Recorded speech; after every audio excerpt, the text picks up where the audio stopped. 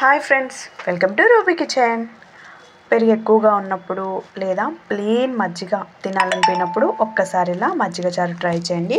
Taste చాలా బాగుంటుంది. దీని ప్రాసెస్ చూసేద్దాం రండి. ముందుగా మీ స్పైసెస్ తగ్గట్టుగా మిర్చిని తీసుకొని ఇలా కట్ చేసుకొని, నేనైతే 5 to 6 తీసుకొని ఇలా కట్ చేసుకున్నాను. అలాగే ఒక మీడియం సైజు ఆనియన్ తీసుకొని పెద్ద పెద్ద ముక్కలుగా ఒకటి కట్ చేసుకోండి. ఇందులోనే ఒకటి చిన్నగా, మరీ చిన్నగా కాదు, కొంచెం మీడియంగా కట్ చేసుకొని పక్కకు పెట్టేసుకోండి. ఇప్పుడు ఒక మిక్సీ జార్ తీసుకొని అందులో ఈ మిర్చిని యాడ్ చేసుకోండి. అలాగే ఇందాక పెద్ద ముక్కలుగా కట్ చేసిన ఆనియన్, కొంచెం జీరా వేసుకొని దీన్ని కొంచెం బరకగా గ్రైండ్ చేసి పక్కన పెట్టేసుకోండి. ఇప్పుడు మనం పెరుగు ఉంది కదండి, ఇది గడ్డలుగా ఉంటుంది కదా, గడ్డగా లేకుండా మంచిగా ఈ మిక్సర్తో మొత్తం మంచిగా ఈవెన్గా కలుపుకోండి. గడ్డలు లేకుండా స్మూత్ పేస్ట్ లాగా కలిపేసుకొని పక్కకు పెట్టండి. ఇప్పుడు స్టవ్ పైన ప్యాన్ పెట్టుకొని ఆయిల్ పోసుకోండి.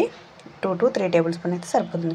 ఇలా బరకగా చేసుకున్నాక ఈలోపు ఆయిల్ హీట్ అయిందండి. ఇందులో శనగపప్పు, మినప్పప్పు, ఆవాలు, కొంచెం జీరా వేసేయండి, లేదంటే స్కిప్ చేయండి. ఒక ఎండుమిర్చిని ఇలా కట్ చేయండి. అలాగే కొంచెం కరివేపాకు వేసుకొని అవి ఫ్రై అయ్యాక ఇందాక మనం మిక్సీ పట్టుకున్న పేస్ట్ని మొత్తం వేసి కొంచెం పచ్చివాసన పోయేంత వరకు ఫ్రై చేసుకోండి.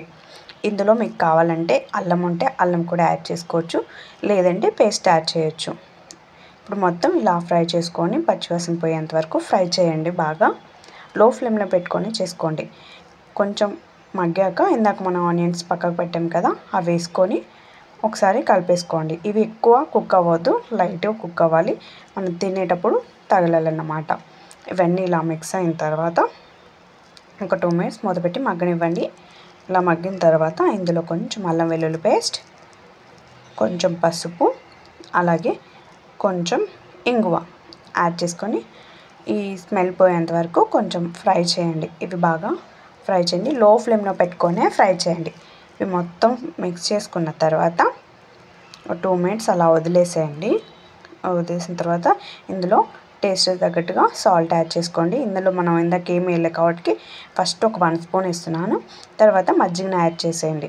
మజ్జిగ మొత్తం యాడ్ చేయండి. ఫస్ట్ యాడ్ చేసిన తర్వాత ఒక్కసారి అలా కలిపేసుకొని మనకి వాటర్ ఎంత కావాలో అంత పోసేసుకోండి.